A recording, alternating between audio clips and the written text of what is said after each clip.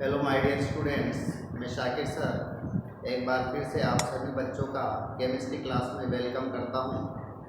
बच्चों, आज हम क्लास 12 का एक important concept colligative property, important topic colligative property के बारे में स्टडी करेंगे। तो हम स्टार्ट करते हैं। कोलिगेटिव प्रॉपर्टीज़ क्या होती हैं? कोलिगेटिव प्रॉपर्टीज़ ये सॉल्यूट की प्रॉपर्टी होती है। तो हम कह सकते हैं कि colligative properties are those properties of solution which depends only amount of solute particles, यानी ऐसी सॉल्यूशन की वो प्रॉपर्टी जो केवल अमाउंट ऑफ सोल्यूट यानी सोल्यूट पार्टिकल्स पर डिपेंड करती है, उन्हें हम कोलिगेटिव प्रॉपर्टीज नाम देते हैं। अब अमाउंट ऑफ सोल्यूट जो होता है ये किसी भी फॉर्म में हो सकता है, ग्राम की फॉर्म में हो सकता है, मोल की फॉर्म में हो सकता है, मोल फ्रैक्शन की फॉर्म में हो सकता है। तो अमाउंट ऑफ सोल्यूट को हम जो है ग्राम में, मोल में या मोल फ्रैक्शन में जो है मेजर कर सकते हैं। तो अब हम यहाँ बात कर रहे थे, तो कोलिगेटिव प्रॉपर्टी सॉल्यूशन की वो प्रॉपर्टी होती है जो केवल उसमें प्रेजेंट अमाउंट ऑफ सोल्यूट पर डिपेंड करती है। It does not depends the nature of solute, यानी इससे इसको कोई फर्क नहीं पड़ता कि सोल्यूट का नेचर क्या है। सिर्फ ये अमाउंट ऑफ सोल्यूट यानी कितना सॉल्यूशन के अंदर कितना अमाउंट ऑफ सोल्यूट जो है वो डिसॉल्व है उस पर डिपेंड होती है। तो यहाँ हम कोलिगेटिव प्रॉपर्टीज की बात करते हैं तो हमें 4 टाइप की कोलिगेटिव प्रॉपर्टीज देखने को मिलती है। Number 1, relative lowering of vapour pressure. Number 2, हम बात करते हैं elevation in boiling point. Number 3, depression in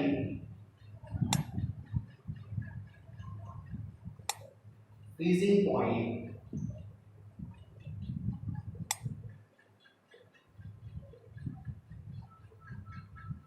and number 4 is osmotic pressure. तो ये 4 टाइप की जो कोलिगेटिव प्रॉपर्टीज है हम इनकी 1 बाय 1 करके स्टडी करेंगे। हम सबसे पहले बात करते हैं relative lowering of vapour pressure कि relative lowering of vapour pressure क्या होता है और यह कैसे कोलिगेटिव प्रॉपर्टी होती है। तो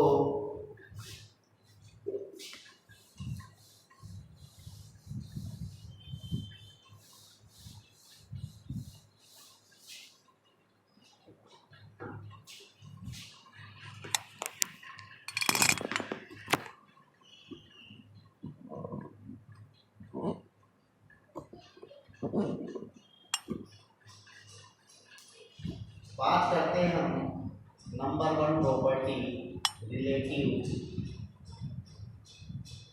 lowering of vapour pressure. Relative lowering of vapour pressure को हम शॉर्ट में RLVP लिख देते हैं। तो relative lowering of vapour pressure क्या होता है? देखो, एक्चुअल में हम एक बीकर के अंदर कुछ प्योर वाटर, प्योर सॉल्वेंट, कोई भी प्योर सॉल्वेंट हम ले लेते हैं अब ये हमारे पास एक आइसोलेटेड कंटेनर है और इस आइसोलेटेड कंटेनर में जब हम इस लिक्विड को हीट करते हैं तो इसका वेपर्स फॉर्म होता है। बट क्लोज कंटेनर और आइसोलेटेड कंटेनर होने की वजह से ये हीट जो है, ये वेपर जो है वो बाहर नहीं निकल पाता और कंडेंस होकर वापस से सॉल्यूशन की, वापस से लिक्विड की सरफेस पर प्रेशर एक्सर्ट करता है। जिस प्रेशर को हम वेपर प्रेशर नाम देते हैं। तो जितना ज़्यादा किसी सॉल्यूट का या सॉल्वेंट का या सॉल्यूशन का जितना ज़्यादा वेपर बनता है, हम कह सकते हैं कि उसका वो उतना ही ज़्यादा प्रेशर जो है लिक्विड की सरफेस पर एक्सर्ट करती है।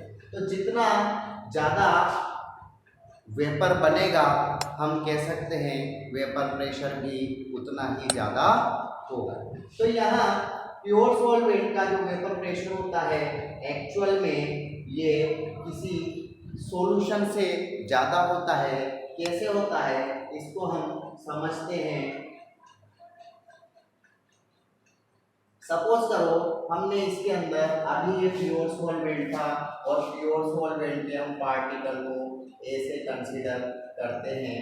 तो यहाँ सिर्फ इसकी सरफेस पर ए यानी प्योर सॉल्वेंट के पार्टिकल थे, लेकिन जब मैंने इसके अंदर कोई सॉल्यूट बी मिला दिया, मिला दिया तो A be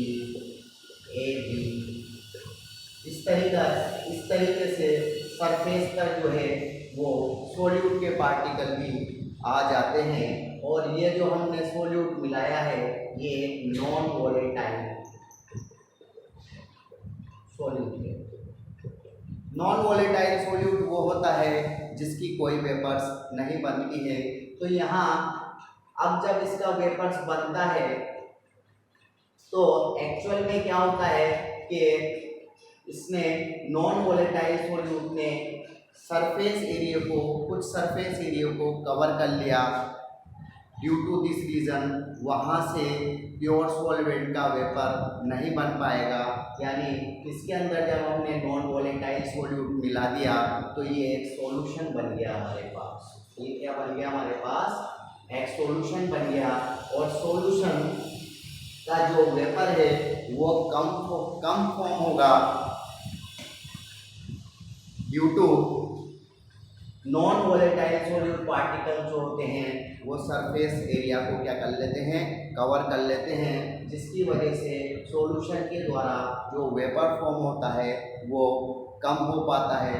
due to this reason हम कह सकते हैं वेपर प्रेशर ऑफ सॉल्यूशन हमेशा ऑलवेज, अगर मैं नॉन वोलेटाइल सॉल्यूट रिलेट करता हूँ प्योर सॉल्वेंट के अंदर, तो always vapour pressure of solution will decrease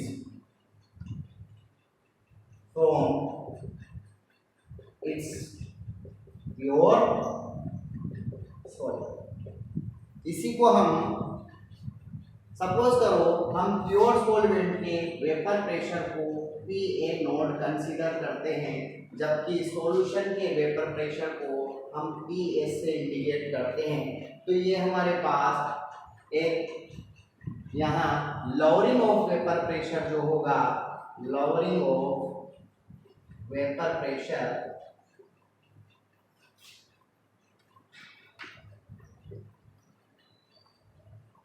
this is PA0 minus PS होता है।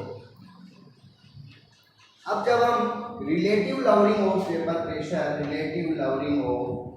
प्रेशर की बात करते हैं, तो relative lowering of vapour pressure हम क्या करते हैं, टोटल जितना प्रेशर लोअर हुआ यानी जितना प्रेशर कम हुआ उसमें टोटल प्रेशर से उसको डिवाइड कर देते हैं। तो टोटल जो प्रेशर है यहाँ पर वो सिर्फ प्योर सॉल्वेंट के द्वारा दिया गया है।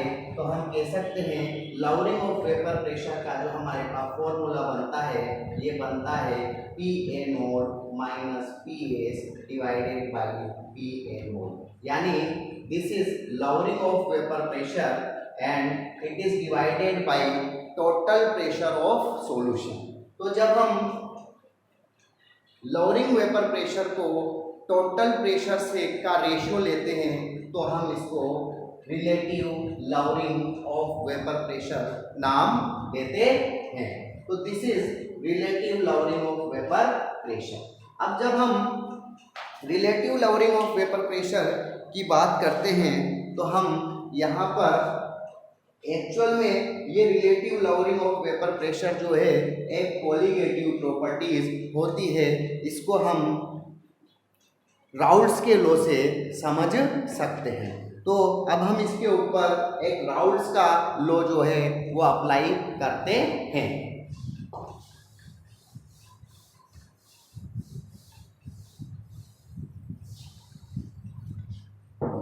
तो हम जानते हैं by using Raoult's law, by using Raoult's law हम कहते हैं the vapour pressure of any component of mixture is equal to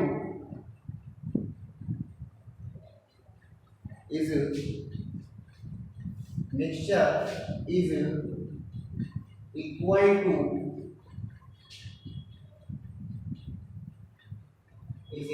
to vapor pressure of that pure component and it's is equal to the multiplication is equal to the multiplication of that pure component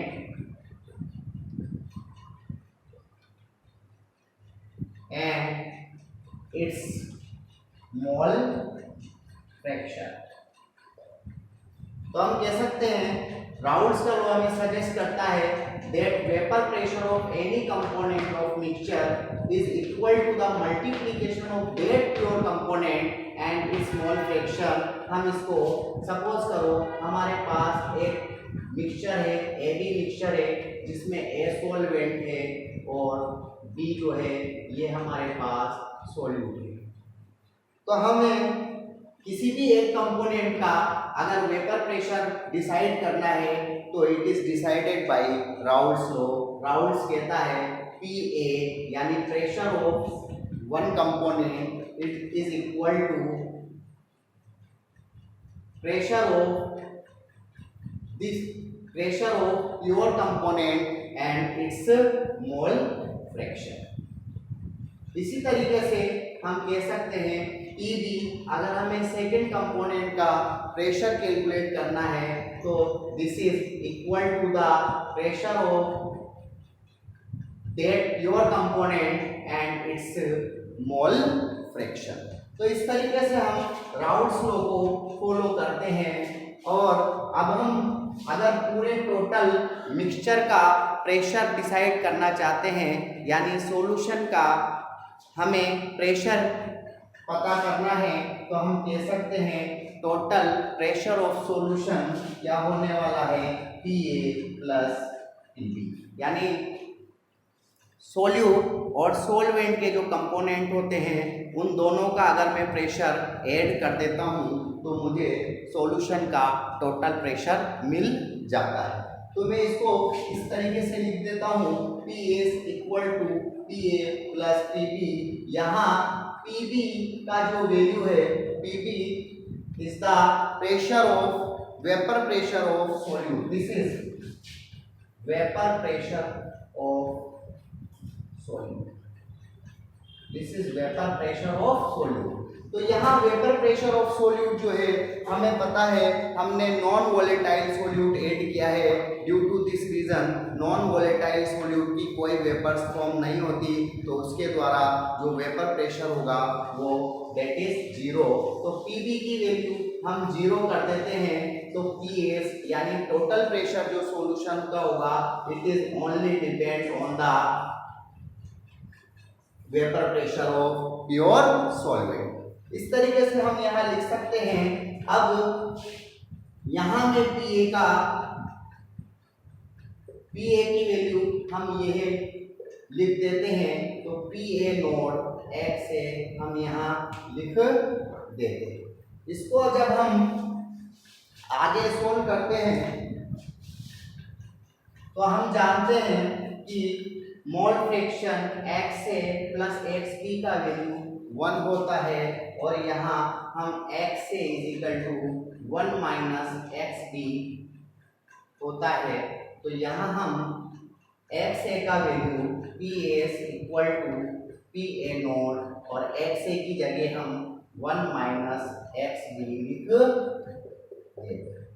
x b is equal to mole fraction of solute, x a is equal to mole fraction of solvent. तो total mixture का जो mole fraction का value होता है वो हम जानते हैं 1 होता है। तो इस तरीके से हम पी एस को कैलकुलेट करते हैं। यहाँ हम लिखते हैं P A naught minus P A naught x b. जब हम इसको आगे सोल्व करते हैं तो हम इसको इधर सोल्व कर लेते हैं। हमारे पास आता है P S is equal to P A naught minus P A naught x B. यहाँ हम इसको इक्वल के ऐसा लिख सकते हैं, P A naught x B is equal to P A naught minus P S, यानी vapour pressure of pure solvent Ps is equal to vapour pressure of solution.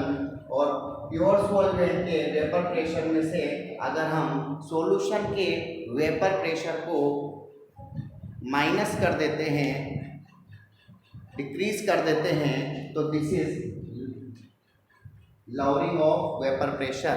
तो ये हमारे पास एक लॉवरिंग ऑफ वेपर प्रेशर आता है, और इसी को हम P A naught minus P S, तो पी ए नोड हमारा नीचे आ जाता है। ये आ गया हमारे पास lowering, relative lowering of vapour pressure. तो हम कह सकते हैं कि relative lowering of vapour pressure जो होता है वो सॉल्यूशन का relative lowering of vapour pressure जो है उसके सॉल्यूट के मोल फ्रैक्शन के इक्वल होता है, यानी relative lowering of vapour pressure is equal to the mole fraction of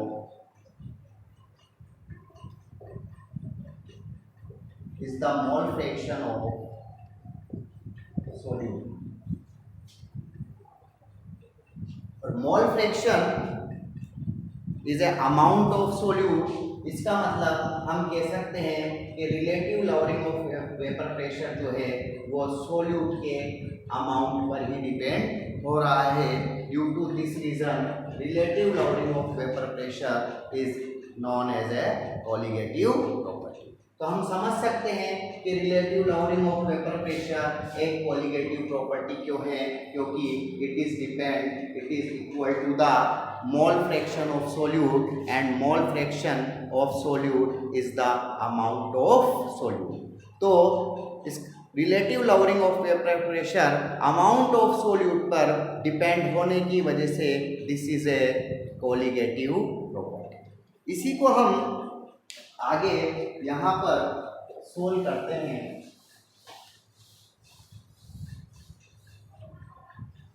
जैसा कि हम जानते हैं कि हमारे पास P A naught minus P S divided by P A naught is equal to equal to mole fraction of solute होता है, because relative lowering of vapour pressure is a colligative property. तो यहाँ हम एक्स बी का value P A naught minus P S divided by P A naught, इसको हम X B का मोल यहाँ पर लिख देते हैं, इसके मोल divided by total number of mole. इसी फॉर्मूले को हम इस फॉर्म में भी लिख सकते हैं। यहाँ अगर हमारे पास वेरी डाइल्यूट सॉल्यूशन है, वेरी डाइल्यूट सॉल्यूशन के लिए हम जो है यहाँ एन बी जो सोल्यूट है लेस देन एन ए, यानी number of moles of solute less than number of moles of solvent, ऐसा हम डाइल्यूट सॉल्यूशन के लिए लिख सकते हैं। तो यहाँ हमारे पास जो एक रिलेशनशिप आता है P A naught minus P S divided by P A naught is equal to N B upon N A. यहाँ P A naught minus P S divided by P A naught N B हम जानते हैं moles of solute, इसको हम given mass upon molar mass लिख देते हैं। N A is equal to moles of solvent, इसको हम given mass of solvent upon molar mass of solvent लिख देते हैं।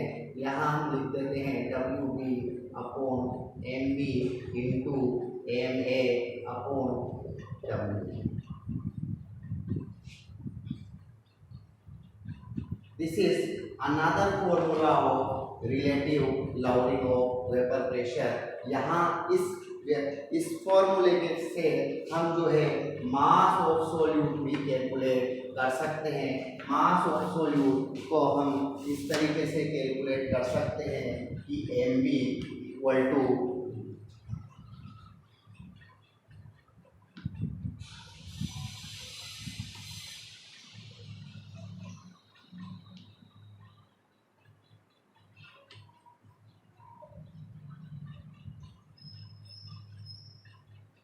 WB divided by WA into MA और PA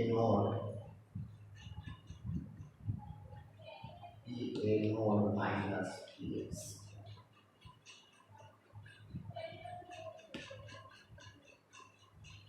इस फॉर्मूले से WMB का वैल्यू हम कैलकुलेट कर सकते हैं। MB is equal to the molar mass